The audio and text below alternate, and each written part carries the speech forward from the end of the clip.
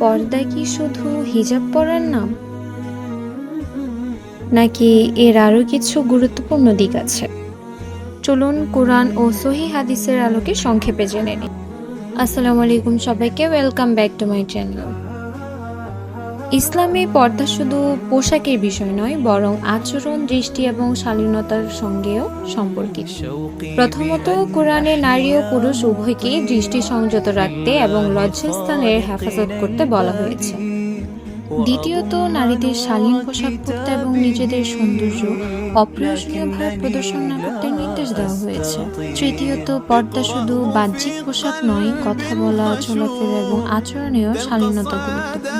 আল্লাহ আমাদের সবাইকে শালীনতা ও তাকওয়ার জীবন গড়ার তৌফিক দান করুন। আমিন। যদি ভিডিওটা ভালো লেগে থাকে অবশ্যই লাইক করতে ভুলবেন না, আমার চ্যানেলটিকে সাবস্ক্রাইব করে রাখবেন। আল্লাহ হাফেজ সবাইকে।